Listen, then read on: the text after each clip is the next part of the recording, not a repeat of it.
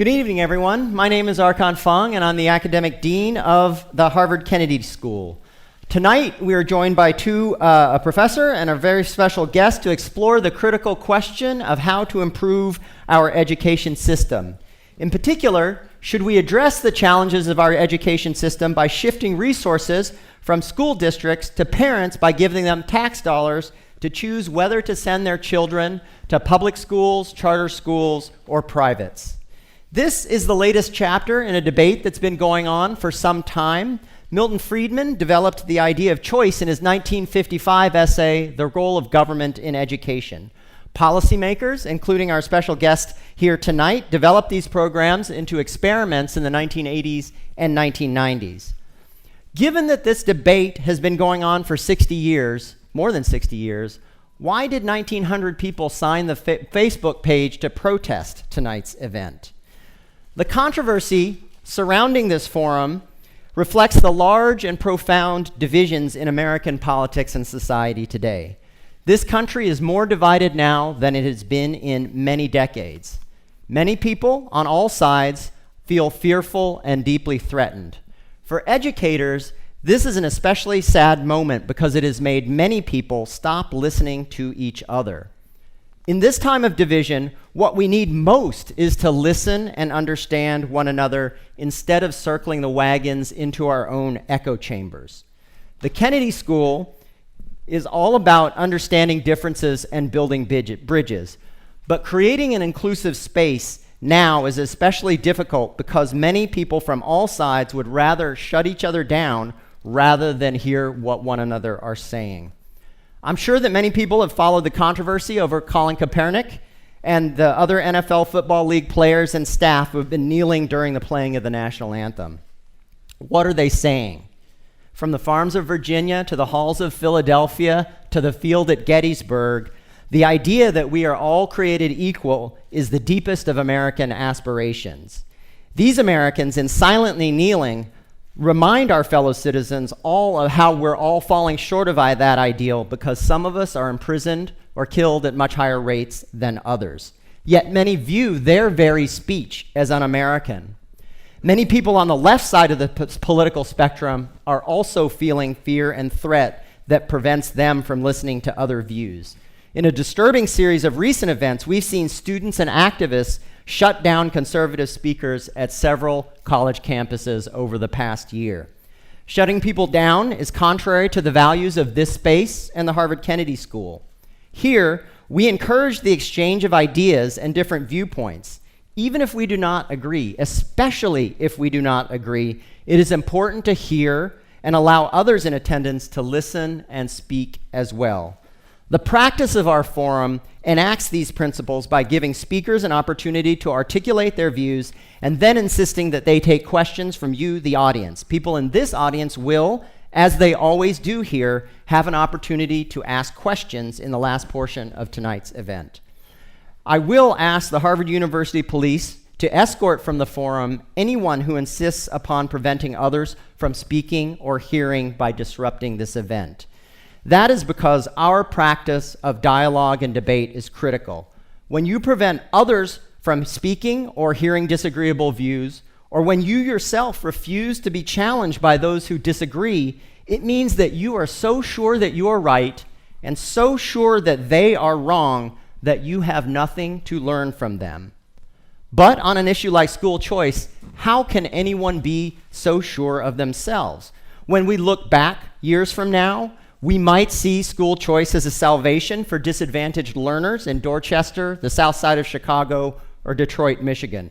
A salvation that enables them to escape failing schools and seize the opportunity for a better life. School choice might enable educators to create the widest array of opportunities and pedagogies for students. On the other hand, we may come to see that school choice became a way to fleece the public and exploit uninformed parents who send their children to ineffective private schools while enriching the operators of those schools. Still worse, we may come to see school choice as a misguided effort to abandon the dreams of Thomas Jefferson and Horace Mann for a system of common schools in which Americans from all backgrounds, high and low-born, learn how to be citizens of a successful republic together. I do not presume to know how the future will judge us on this question or so many others. I do think that looking at the evidence will help us all reach a better future, evidence about what kinds of traditional public, charter, and private school arrangements actually work. We'll explore these and other questions about education with our distinguished colleague and special guest tonight. Professor Paul Peterson is the Henry Lee Shattuck Professor of Government and the Director of the Program on Education Policy and Governance at Harvard University. He's a Senior Fellow at the Hoover Institution at Stanford University and Senior Editor of Education Next, a great journal of education policy. He's a member of the distinguished American Academy of Arts and Sciences and the National Academy of Education. He's written many, many books, including Saving Schools from Horace Mann to Virtual Learning, School Politics, Chicago Style, and City Limits, which is a path-breaking study of urban politics and policy. Elizabeth DeVos is the 11th Secretary of Education of the United States. She has been involved in politics and education policy for more than 30 years in her home state of Michigan and nationwide. In an interview with the Philanthropy Roundtable, she recounted how she first got engaged with education issues in a visit to Potter's House Christian School in Grand Rapids. There, she saw a school that had managed to create a safe, warm, and rich educational learning environment for many low-income children. She started helping individual students with their tuitions, then supporting the school itself, which her family still does through their philanthropy. This effort grew into a larger philanthropic effort to provide a scholarship fund. And then she pursued this commitment to choice in the public policy domain, working to pass Michigan's first charter school law in 1993. Then, as now, she seeks to transform education systems to provide such choices for parents and students more broadly. Her fierce advocacy of school choice has drawn equally fierce criticism. The New York Times wrote that it is hard to find anyone more passionate about the idea of steering public dollars away from traditional public schools than Betsy DeVos. Her Senate confirmation vote to become Education Secretary could not have been closer. It was split 50-50 with Vice President Pence breaking the tie. So we have a lot to talk about and controversial issues. I'll be returning a bit later to moderate the question and answer period. But for now, please welcome to the John F. Kennedy Jr. Forum, Professor Paul Peterson and Secretary Elizabeth DeVos.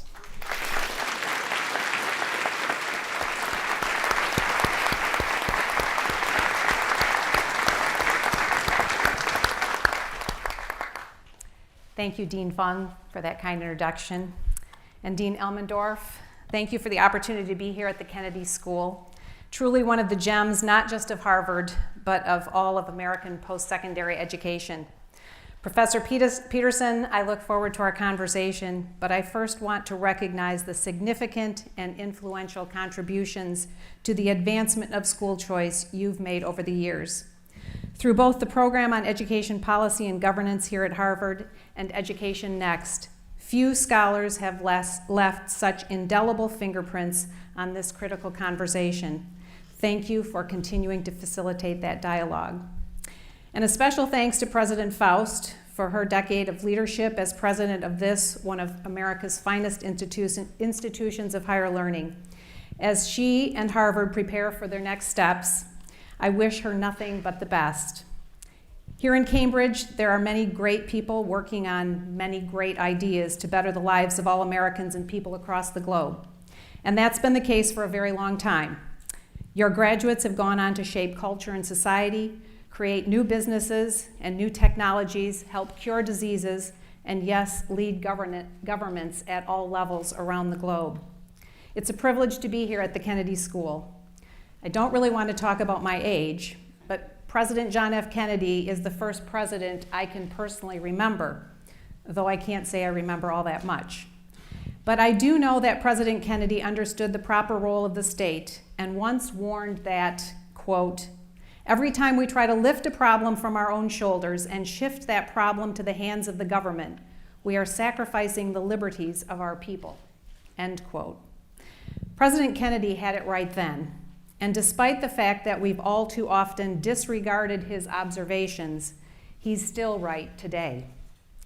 One of the many pernicious effects of the growth of government is that its people worry less and less about each other. thinking their worries are now in the hands of so-called experts in Washington. There's perhaps no better example than our current education system. Many inside and outside of government insist a government system is best equipped to educate children. In that fantasy scenario, the state replaces the family, the schoolhouse becomes the home, and the child becomes a constituent. Not too long ago, the American Federation for Teachers tweeted at me. The union wrote, "Betsy DeVos says public should invest in individual students. No, we should invest in a system of great public schools for all kids." The union bosses made it clear.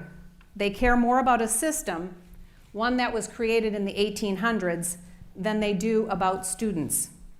Their focus is on school buildings instead of school kids. Isn't education supposed to be about kids? Education is an investment in individual students, and that's why funding and focus should follow the student, not the other way around. I've been on the job now for some time, and I came into office with a core belief. It is the inalienable right and responsibility of parents to choose the learning environment that best meets their child's unique individual needs. I'm even more convinced of that today. This symposium rightly asks us to consider the future of school choice. But the current reality is the vast majority of futures in America today are left to chance, not to choice.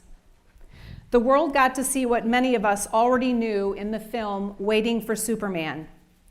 Parents who want to free their child from a failing school are sometimes allowed by the system to enter a lottery for only a few seats in a different school. Even today, thousands of children vie for limited openings. The students are numbered and often represented as plastic balls rolling around in a cage, as if children were part of a bingo game. I suggest that any sycophant of the system or skeptic of choice visit one of these lotteries. Watch the faces of these parents, many of whom are struggling to get by every day. Watch their faces hidden in their hands or covered in tears because they didn't win a new future for their son or daughter. This scene is heart-wrenching and it's downright disgraceful. Children's futures aren't to be gambled. There are too many kids who are trapped in a school that doesn't meet their needs. There are too many parents who are denied the fundamental right to decide the best way to educate their child. It's what makes me so passionate about changing this paradigm once and for all. Now, I've been called the school choice secretary by some. I think it's meant as an insult, but I wear it as a badge of honor. So let's talk for a moment about what choice really is. School choice. Defenders of the system would have you believe it means vouchers, right? And charter schools. They say it means private schools, or maybe even religious schools. It means for-profit schools. They say it means taking money from public schools. No accountability, no standards, the Wild West, the market run amok. Well, I've got to give it to them. They've done a mighty fine job of setting the scene for that house of horrors in the press. They did so by trying to paint an indelible line, forcing a false dichotomy. If you support giving parents any option, any say, you must therefore be diametrically opposed to public schools, public school teachers, and public school students. Yet nothing could be further from the truth. Think about food. Yes, food. Probably a good time to think about it since it's just about dinner time. Like education, we all need food to grow and thrive. But we don't all want or need the exact same thing at the exact same time.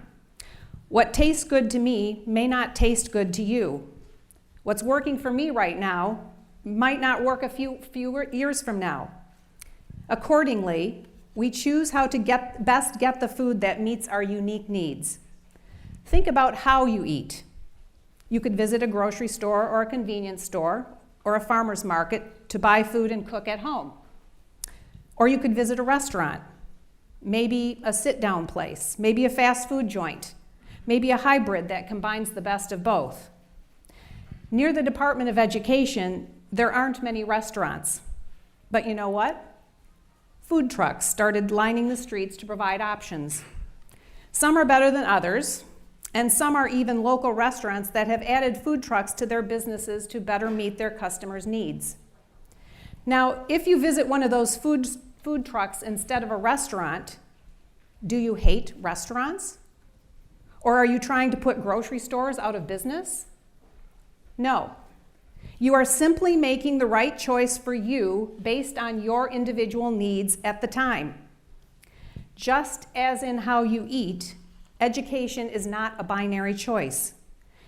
Being for equal access and opportunity, being for choice, is not being against anything. I'm not for or against any one type, one brand, or one breed of school choice. I'm not for any type of school over another. But the definitions we have traditionally worked from have become tools that divide us. Isn't the public made up of students and parents?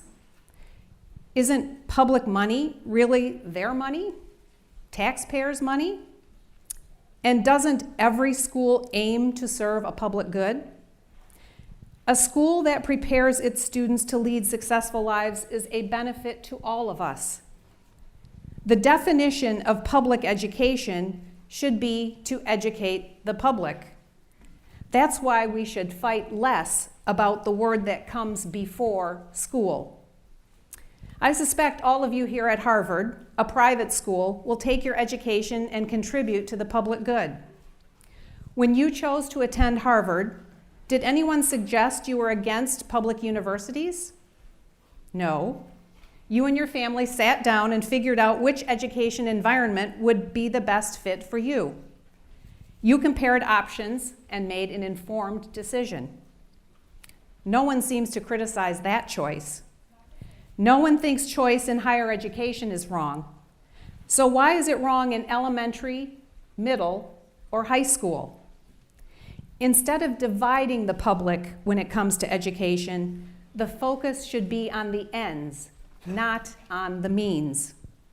We should be for students, all students. And that's why I'm for parents having access to the learning environment that's the right fit for their child. I believe in students, and I trust parents. So with that understanding of choice, what does the future look like? I'm not a creature of Washington, so I'm not afraid to say this. We do not know what the future of school choice looks like. And that's not only something with which I'm okay, it's something I celebrate and embrace. The future of choice should be whatever parents want for their children. The future of choice relies upon parents being empowered to make choices for their children. What this looks like for one family in Wyoming will be different from what an Indiana family decides. In fact, what choice looks like for one child may be different than what it looks like for his or her own sibling.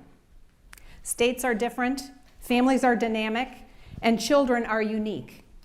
Each should be free to pursue different avenues that lead each child to his or her fullest future. That's why I wholeheartedly believe the future of choice does not begin with a new federal mandate from Washington. That might sound counterintuitive to some, coming from the U.S. Secretary of Education. But after 8 months in Washington and 3 decades working in states, I know if Washington tries to mandate choice, all we'll end up with is a mountain of mediocrity, a surge of spending, and a bloat of bureaucracy to go along with it. But Washington does have an important supporting role to play in the future of choice. We can amplify the voices of those who only want better for their kids. We can assist states who are working to further empower parents and urge those who haven't.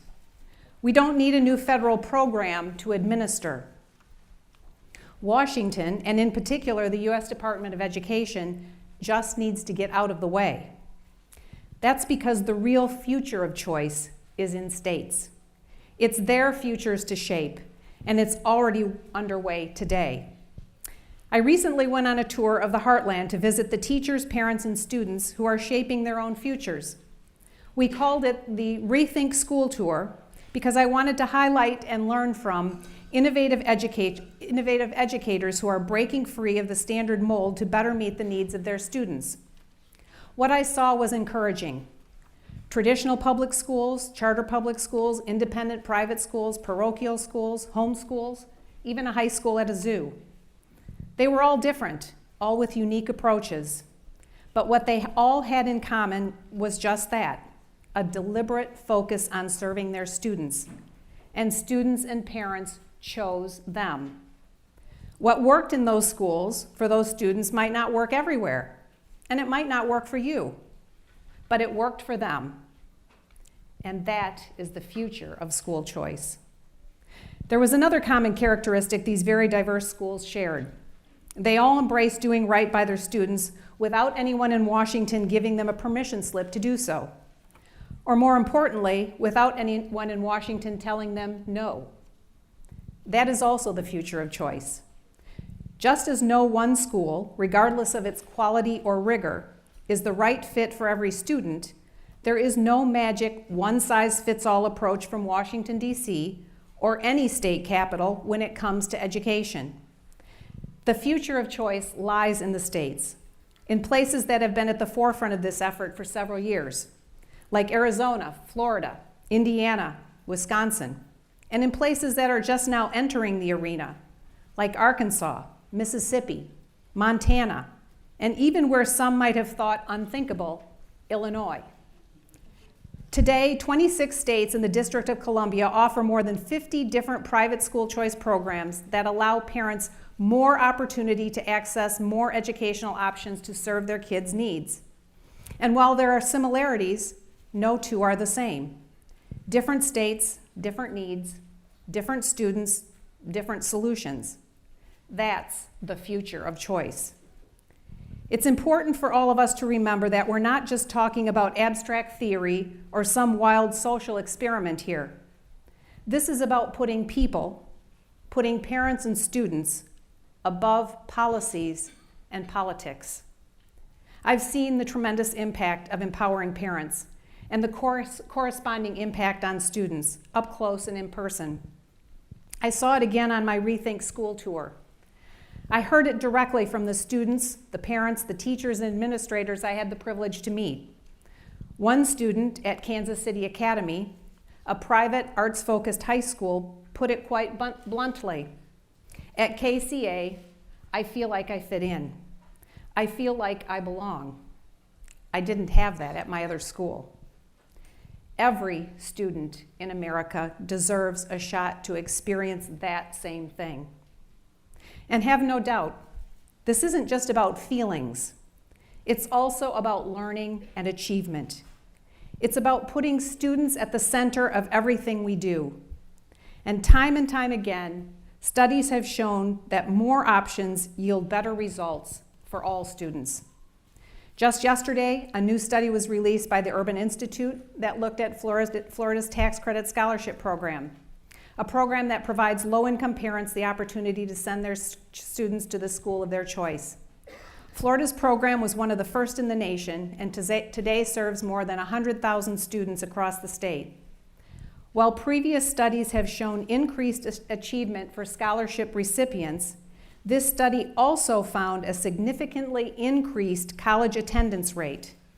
Further, this study demonstrated the longer a student participated in the choice program, the better their long-term educational outcomes. The data are encouraging, but I didn't need another research paper to know the program works. I've seen living proof. Denisha Merriweather failed third grade twice. She was on the path to dropping out, just like her mother had and her brother had before her.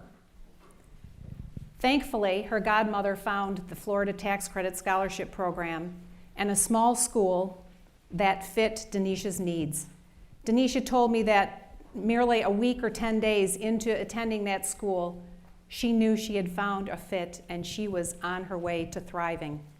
She graduated high school, the first in her family to do so, graduated college, and just this May earned her master's degree. Denisha is living proof that choice works. And there are many more Denishas out there. Hundreds of thousands more who don't have those same opportunities today. I firmly believe we as a nation stand at a crossroads. Nearly everyone agrees. What we're doing now is not working, and the data are quite clear in confirming that. We're in the middle of the pack, at best, compared to other nations. Middle, average. Those aren't words with which I'm comfortable describing the United States. It's not the future we should feel comfortable offering Denisha or anyone else. So what do? What does the future hold? More funding? Does that fix the problem? Yes. Again, the data would show otherwise. With the U.S. spending significantly more per pupil, again, the data would show otherwise, with the U.S. spending significantly more per pupil than nearly every other country in the developed world, and without the student achievement to go along with it. We can keep doing what we've been doing for generations and keep expecting different results. That is, as we know, the definition of insanity. Or we can do something different. We can be bold. We can be unafraid. We can choose to do what's right, not because it's easy, but because it's hard. Many thought Kennedy's words were merely a dream. Some even thought they were dangerous. But his vision and determination made them a reality. And that's a reality we still reap the benefits from today. If we can put a man on the moon, surely we can put families in charge of their own destinies. We can rethink school. And I posit we do that by embracing the future of education as one that fully integrates choice into every decision we make. Not choice translated as vouchers or charter schools or private schools or any other specified delivery mechanism. No, choice translated as giving every parent in this great land more control, more of a say in their child's future, more choices. The future of choice lies in trusting and empowering parents, all parents, not just those who have the power, prestige, or financial wherewithal to make choices. No more choice for me, but not for thee, from politicians in Washington or in state houses. The future of choice lies in caring less about the word that comes before school and more about the individual students that school seeks to serve. The future of choice lies in funding and supporting individual students, not systems or buildings. The future of choice lies in allowing students to progress at their own pace, to take charge of their learning, in recognizing them as the unique individuals they are. The future of choice lies in embracing learning that fosters creativity, communication, collaboration, and critical thinking, traits that prepare students for further education or the workforce and for lifelong learning. The future of choice lies in recognizing America, the greatest country in the history of mankind, can and must do better for our students. All of them. Because we must do better for our future. Our children are 100% of our future. They deserve 100% of our effort. Thank you again for the opportunity to share my thoughts, and I look forward to our conversation.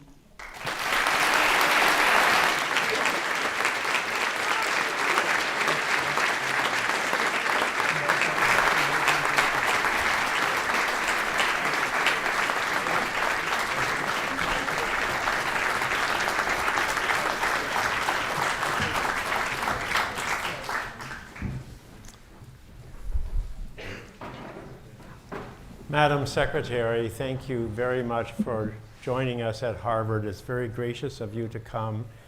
It's an honor to have you in our midst. You have focused so much of your time and energy over the years on education, and I know that's a really important thing.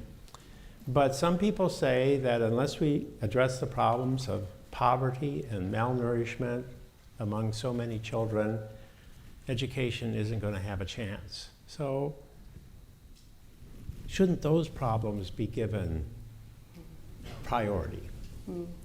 That's a really good question. And I think, obviously, when we talk about focusing on individual children and supporting individual children, issues go beyond just issues of education. But my heart has been, and my focus has been on offering opportunities for all children to have a great education.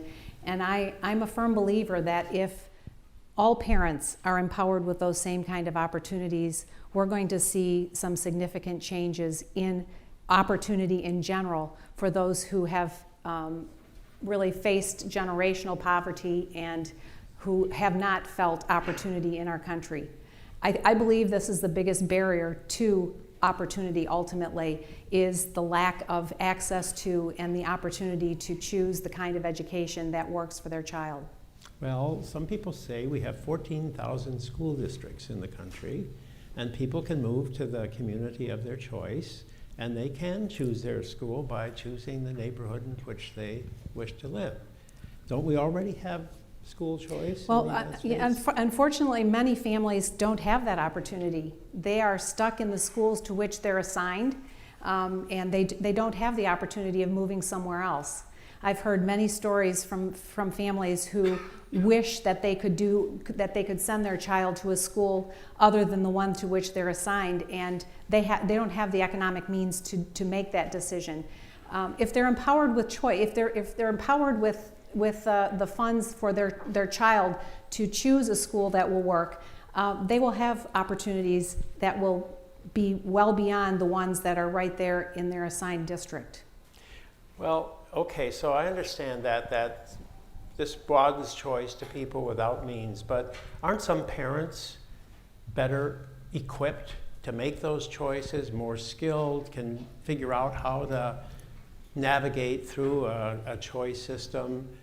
Won't they take advantage of that opportunity at the expense of others? I've met a lot of parents over the years that I've been working on this, and I think it's an insult to parents to suggest that they can't figure these things out. I think it's an insult to parents from low-income situations that suggest that just because of their economic situation, they therefore either can't figure things out or don't care about their children. It is an insult, and I've never seen any parent that hasn't really truly wanted and loved their child and want better for their child. And I think about Denisha Merriweather, the young woman that I referred to. In her case, her mother was not capable of making a decision, but thankfully she had a godmother in her life who cared about her and who found a better option for her. And she's a living example today of what a difference an opportunity like that can make. Well, one of the arguments we hear in Massachusetts, especially last year in the election campaign, was that if you expand charter schools and do give some parents more choice, you're going to be taking money away from the public schools, from the schools run by the districts. So what's your take on that? Well, again, I'm trying to make the argument that we should be focused on funding students, not funding buildings or systems. If students are empowered to go where, to a place that's going to work for them, those environments are going to form up in support of students. And I think we get really hung up on what word comes before school, and we don't really think about the fact that we're talking about kids' lives while we're arguing about systems and approaches to education that clearly have worked for some, but they're not working for all too many. So my view is empower parents to make those choices, and the schools will.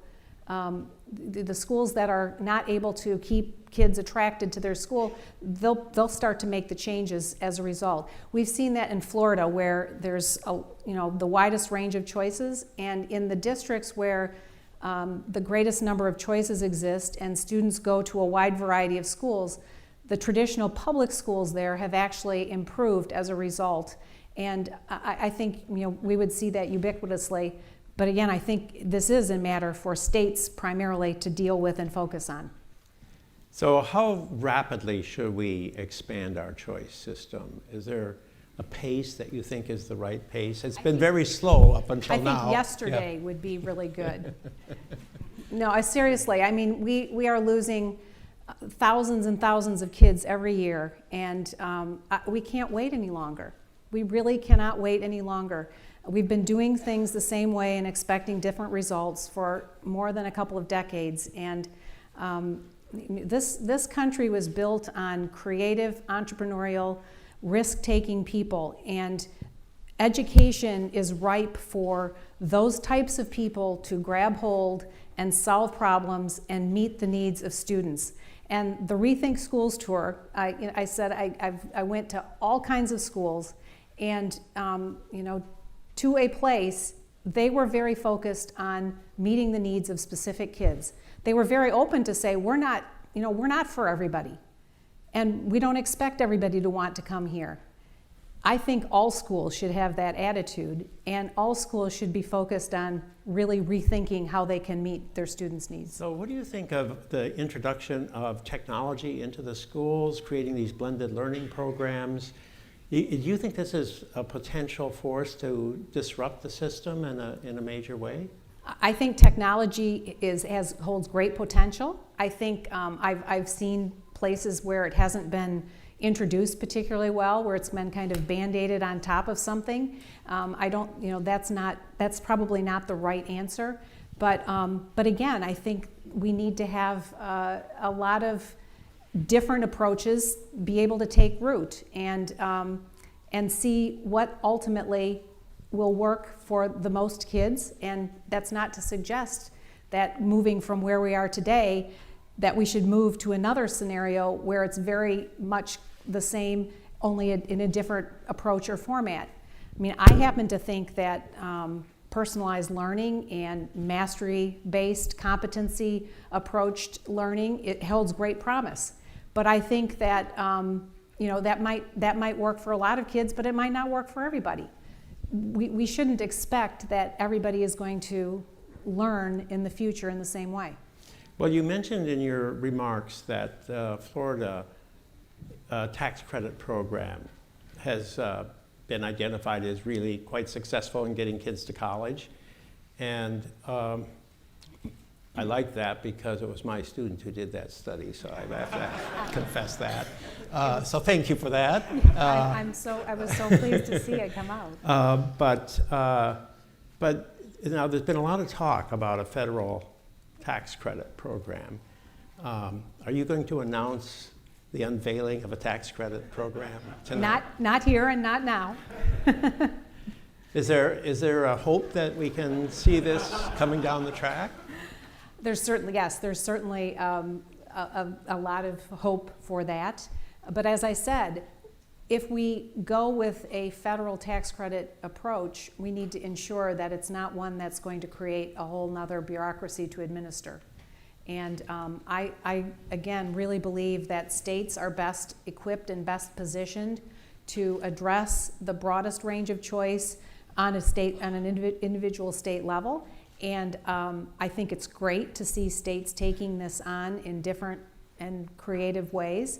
And I would just hope that more states would embrace this notion, and the ones that actually have it would expand their offerings and get even more assertive about offering parents more of these choices. Well, I appreciate the fact that state and local governments are primarily responsible for our schools, but there is some federal role. We do have a Department of Education. What would you say are some of the accomplishments you've been able to realize within, I know it's only 8 months into your term, but sure. Can you sort of sum up what you think are some of the most important things sure. that have been done?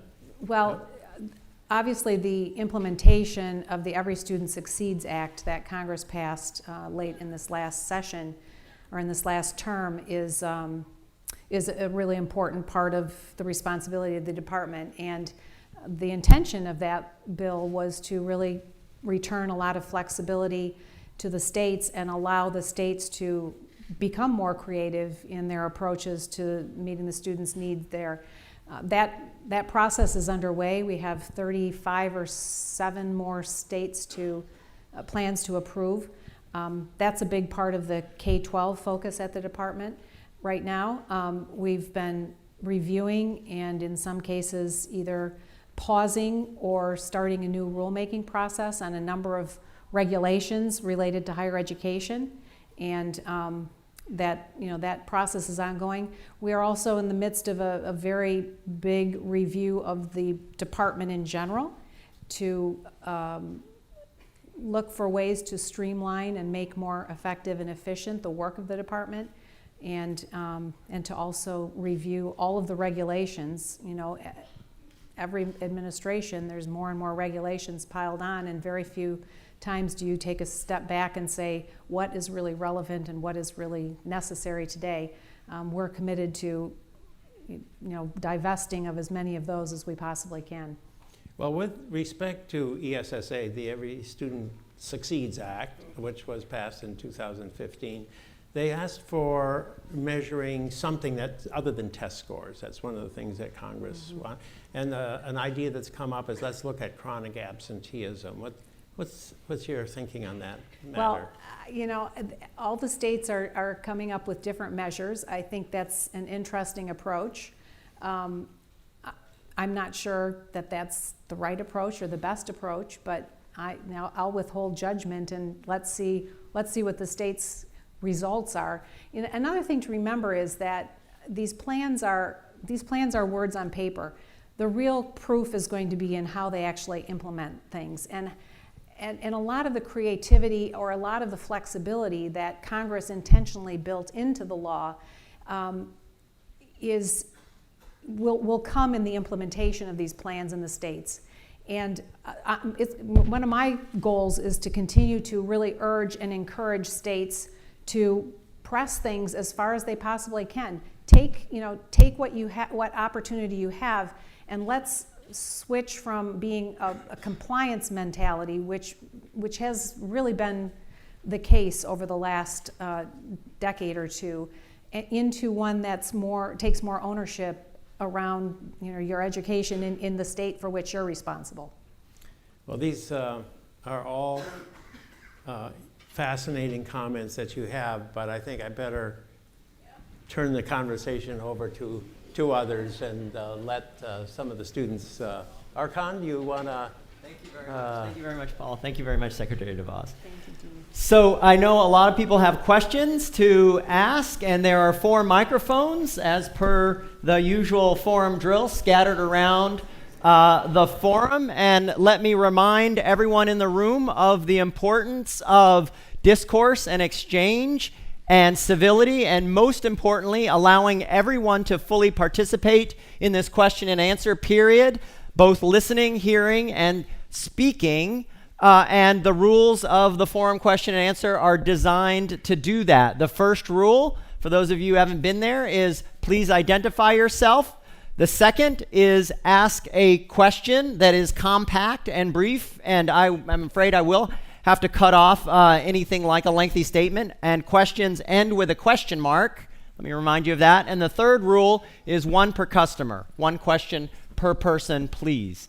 Who would like to, are people at the microphone? Yes, ma'am. Hello, Secretary DeVos. I'm actually a parent here. I don't know how many parents there are in this room. I have children who have been in district schools, charter schools, and parochial schools. So I think all systems can work for us, but I think as a whole that most systems aren't working for us, and they're not working for Black parents like me. They're not working for parents who aren't rich. And so I'm gonna assume you have good intentions, really. So if I think that there should be some rails from our federal government to make sure systems are working for us, because they have never worked for my people. why don't you think that you should have any say or any control over setting minimums of what that should look like, so systems aren't the wild, wild west and just new systems popping up not serving our people? So what is the role of the federal government in setting rails, minimum standards to make sure the systems function well for everyone? Well, first of all, let me thank you for asking that question, and it's really great to hear about the fact that you've had experience with different schools. And how many kids do you have? I have three. Okay.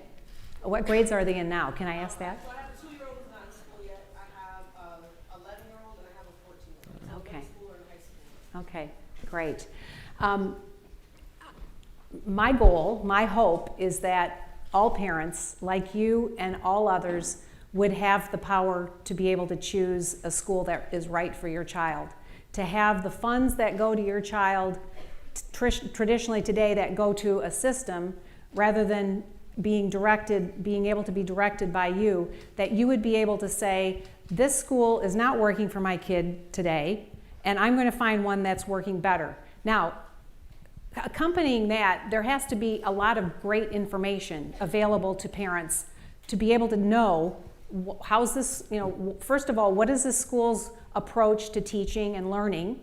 And secondly, what are the results? How are kids doing who go here?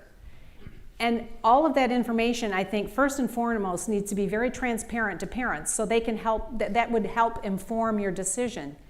But it starts with you being empowered to make that choice and that decision for your child. And we have lots of, I guarantee in this audience, we have lots of families, representatives from lots of families who are able to make those decisions because they had the economic means to do it.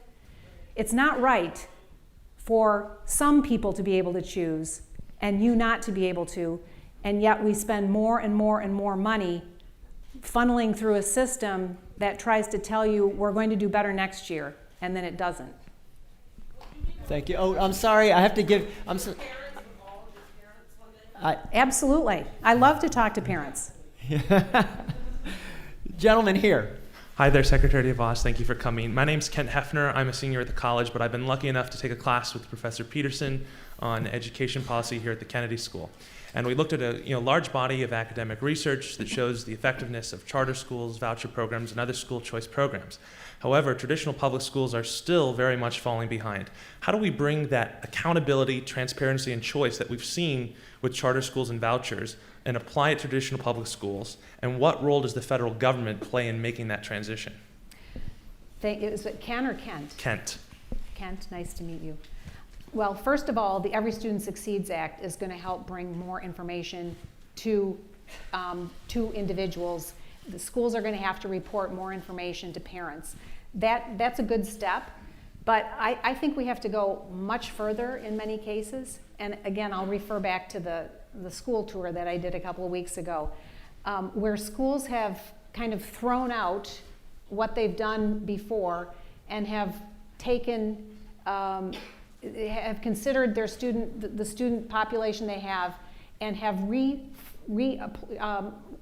readdressed their approach to helping students learn. The first school I went to was in Casper, Wyoming. It's a traditional public school.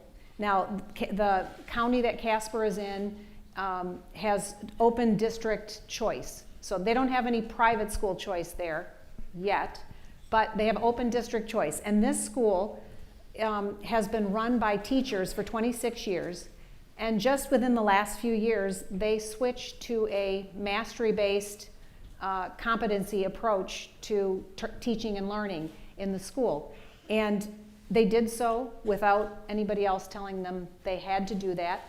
They, as a community, decided that was what was right for the students they were serving. The kids are thrilled. The kids were, I loved visiting with them. If I had that opportunity when I was in school, and there's probably a few others in here who could move as fast as you were able to in whatever subject, or take as long as you needed in another subject, I think that that kind of an approach could have some revolutionary results for a lot of kids who are either getting bored to death or who are getting left behind. But I would challenge all schools, all existing schools today, to look seriously at some of these new approaches to making sure kids are engaged and that their curiosity isn't snuffed out by the time they're in 4th or 5th grade. Thank you. Up here in the balcony. Hi, Secretary DeVos. Oh, that's right. Sorry. My name is Liz Coffin-Carlin, and I'm a master's fellow in the program on education policy and governance. I'm also a dual degree candidate here at the Kennedy School and at Harvard Law School. Before this, I was a teacher both in district schools and in charter schools. As an educator, we, as a country, have agreed that keeping kids safe in schools is one of our prime values. Making sure that every kid who walks in a school at the beginning of the day leaves healthy, happy, physically and emotionally safe. Now, your administration has been very busy since the beginning of the year. Many of the policies your administration has passed make educators such as myself feel that we have fewer tools in that toolbox towards keeping kids safe in our classrooms. Whether that's keeping trans students safe in K-12 schools, whether that's repealing Title IX protections that make it difficult for sexual assault victims, or whether that's protecting families from predatory for-profit schools with low graduation rates and low unemployment rates. So can you talk a bit about how your administration thinks about safety for all kids, especially our most vulnerable kids, when you're thinking about either passing or repealing policies? Thank you very much. Thanks, Kate. Let me just say first and foremost, I agree that one of the most important things we can do is ensure that all kids have a safe and nurturing learning environment. And I am committed to that, and I know that everybody in the Department of Education, and frankly the administration, is really committed to that too. The policies that you have referred to, or some of the regulations that you have referred to, I think often with these issues, we start talking past one another instead of really talking about the issue itself. So with respect to the transgender bathroom guidance, as you know, the whole legal history on that issue is very complicated, difficult, unclear, and uncertain. Let's just say that with respect to any student that feels unsafe or discriminated against in their school, that is the last thing we want. And the Office for Civil Rights at the Department of Education continues to hear and work with the schools that have any of those issues to deal with. And we're committed to doing that on behalf of the students, any student that has any issue of that they feel is discriminatory. We are committed to continuing to do that. With respect to the Title IX sexual assault on campus issue, as you know, we have taken steps to start a rulemaking process that is going to actually is actually going to go about this in the right way. I credit the former administration for having raised the issue of campus sexual assault to a level where we're talking, it's not an issue that we're going to be sweeping under the rug or putting into the back room of a college administration building. It should not be that way. I have said it before, I'll say it again. One sexual assault is one too many. By the same token, one student that is denied due process is one too many. So we need to ensure that that policy and that framework is fair to all students, and we're committed to doing that. One more question up here. Hi, my name is Jeff Rousset. I'm a Master in Public Administration student here at the Kennedy School. So you're a billionaire with lots and lots of investments, and the so-called school choice movement is a way to open the floodgates for corporate interests to make money off of the backs of students. How much do you expect your net worth to increase as a result of your policy choices? And what are your friends on Wall Street and in the business world, like the Koch brothers, saying about the potential to get rich off the backs of students? You can choose not to answer that, Secretary. Well, let me just say, I've been involved with education choice for 30 years. I have written lots of checks to support giving parents and kids options to choose a school of their choice. The balance on my income has gone very much the other way and will continue to do so. I'm committed. I am committed to ensuring every child has the opportunity to get an equal opportunity to get a great education. That means every child, not rich kids, not kids whose parents are politicians and can get them into the right school under the right circumstances. Every kid. Are you suggesting that nobody stands to I'm sorry. profit? I'm sorry. One per customer. I know a lot of people are at the mics, and we're almost out of time, so I'm going to do a lightning round of 3 more questions, 30 seconds each, no more, and then the secretary can choose to answer whichever ones she wants to deal with. 3 round. I'm sorry, the event is scheduled to go till 7 p.m., so she's got to go. Unfortunately, I will remain for as long as people want to talk. Paul may remain, I don't know, but we have time for a lightning round of 3 questions, very brief, beginning with you, ma'am. Hi, Secretary DeVos. Thank you very much for being here tonight. I'm Caroline. I'm a student at Harvard Law School, and as a graduate of MIT, I truly believe in the power of STEM education to prepare the rising generation for myriad careers. I'm aware of your department's announcement of millions of dollars to support STEM education. So, Madam Secretary, how can that investment and your personal involvement ensure that more young people, and specifically young women, pursue careers in STEM? Great. So a STEM question. I'm just going to collect 2 more. Okay. Then, yeah. Hi, my name is Susie. I'm a first-year MPP student and a former high school math teacher in New Orleans. So you mentioned that every child in education is really important. I share that view. But my question is about the $1 billion of Title I funds that you propose to be portable to allow for more choice. What concrete steps will you take to ensure that low-income district schools still receive the support that they need to raise that bar for children who can't or don't leave? Good. Okay, so about the funds and low-income communities in schools and their health. 3rd question, and then I'm going to turn it over to the secretary. Hi, my name is Sally Marsh. I'm a senior at the college, and I'm from Grand Rapids, Michigan. So my question relates to Michigan. You mentioned that taxpayer dollars belong to the taxpayers and individual families. Thanks in part to your advocacy in Michigan, we lead the nation in for-profit schools paired with some of the weakest accountability laws. A 2014 review of Michigan charter schools in the Detroit area found widespread wasteful spending, corruption, poor student performance, and little transparency, with corporations profiting at the expense of Michigan students, especially those in Detroit. So given the fact that in Michigan, students have a lot of choice but not good choices, and corporations are profiting from that, why do you think that choice is appropriate for the nation? Okay. So STEM for young people, women, STEM, schools that might civilian, be left behind. Charter schools. Charter schools in Michigan. I'm going to go with charter schools first. First of all, of the students that are still left in the city of Detroit, 49% of them, everybody who has had means and wants to move elsewhere has moved outside of the city of Detroit. And the students that are there, 49% of them have chosen to go to charter schools. Nobody's forcing them to go to charter schools. Of the traditional public schools in Detroit, not one of them has ever been closed down because of performance. Not one. Yet there have been over 20 charter schools closed.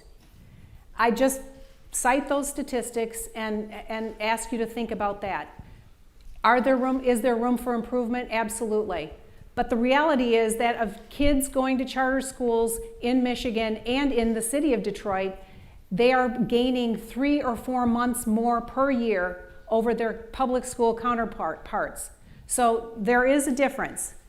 Now, $1 billion no longer in the budget, but that would have been an optional program for states to embrace if they wanted to go to a student-weighted funding formula in their states to provide parents more choices. It was a choice thing. STEM, great for young women to be encouraged to pursue STEM-related careers, and with a special emphasis on computer science, which has not traditionally been discussed as part of STEM more broadly.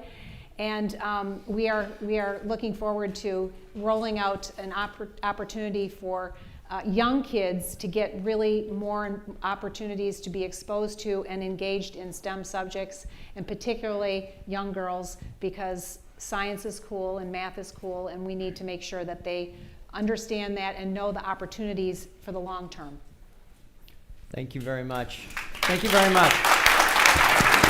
I just want to take a minute to close the evening.